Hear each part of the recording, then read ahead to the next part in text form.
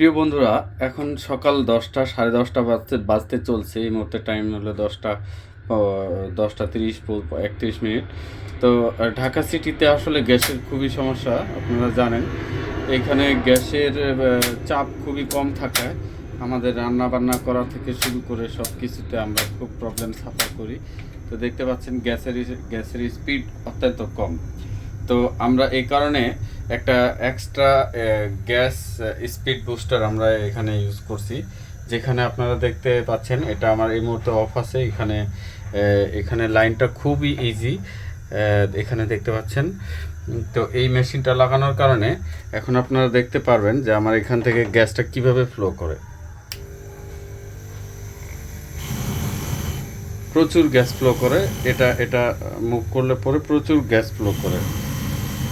মানে এই ঢাকা সিটিতে এই 11টা 10টা 10:30 এই টাইমটা গ্যাস টোটালি থাকে না, আপনারা অনেকেই জানেন।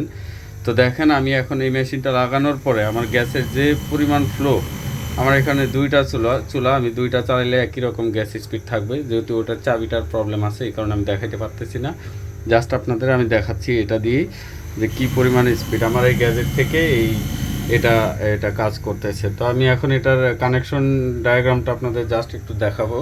এটা বন্ধ রাখলে, আমি যদি বন্ধ রাখি নর্মাল গতিতে দেখেন গ্যাস চলতেছে। এখন লাইনে যে স্পিড সেটুকু স্পিড, আমার এটা ফুল দেওয়া আছে, চাবি দেখতে পাচ্ছেন।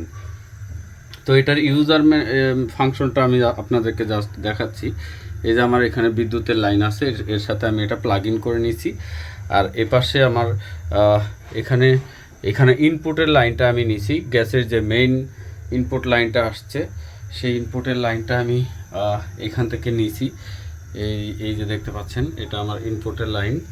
এই ইনপুটের লাইনটা আমি সরাসরি এইখানে ইনপুট করাইছি, এবং এটার আউটপুট লাইনটা সরাসরি আমি আমার চুলার ভিতরে ইন করাইছি। দেখতে পাচ্ছেন এটা সরাসরি চুলার মধ্যে চলে গেছে, এই যে দেখা যাচ্ছে।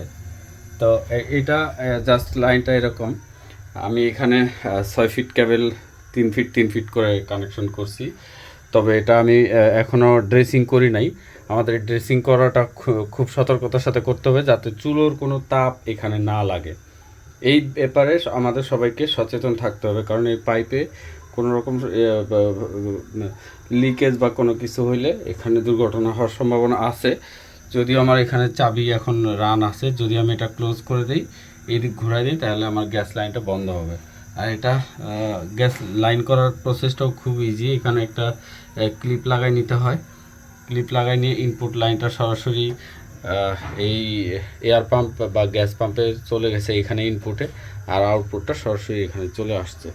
তো এই ছিল কানেকশন ডায়াগ্রাম, আর এটার যে ব্যবহার বিধি সব কিছু আপনাদের দেখালাম। ফাইনালি আরেকবার ট্রাই করে দেখাচ্ছি।